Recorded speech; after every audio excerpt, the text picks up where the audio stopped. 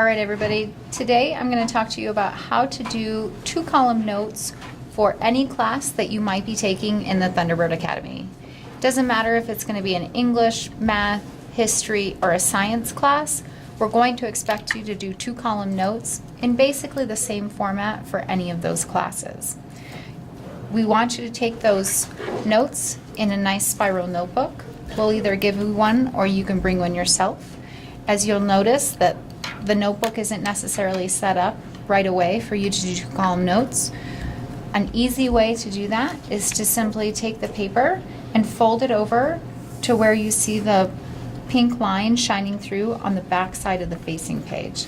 So if you just fold that over, push down, you can make 2 nice columns quickly and easily.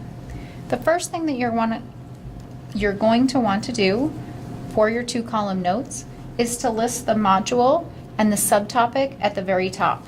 So we're going to put the name of the module followed by the subtopic at the top of the page.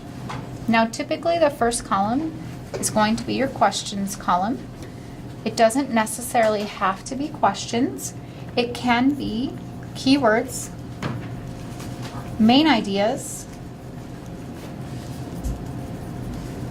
or overall concepts that you list in this column. For each of those keywords, main ideas, or concepts, we'd like you to supplement them in this notes section with definitions, examples, diagrams, or any clarifying points. To make these notes as useful as possible, it's a really good idea to try to do this in your own words.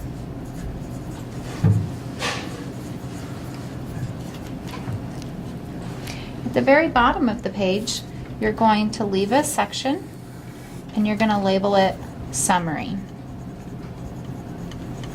For the summary, you're going to just put 1 to 2 sentences that summarizes the overall main idea from the page.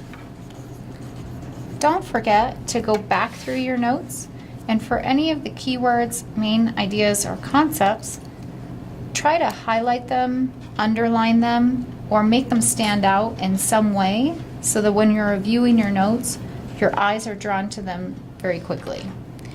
If you don't have a highlighter, that's okay. You can use just a different color pen or even the same pencil you were using and put a box around them. Now, during the post-test, you will be allowed to use your notes on the test. The reason why we like this setup is because you can very quickly, as you're flipping through your notebook, look at the module and subtopic, read a quick summary of that idea.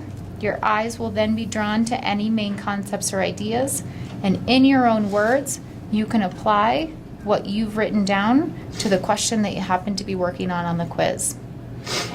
At the very end of the class, once you've finished all of the modules and post-tests, you'll turn in your notebook to be graded. Your notebook is going to be graded on all the things that we just discussed.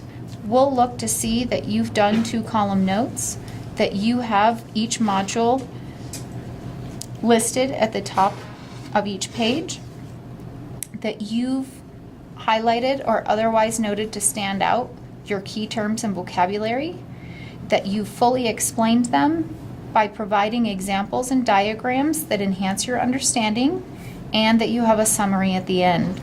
Neatness does count because, again, you're allowed to use your notes on every single post-test. If you have any questions about how the 2-column notes should be done for your class specifically, please get in contact with your teacher of record and they'll help you out and give you more specifics. Otherwise, good luck.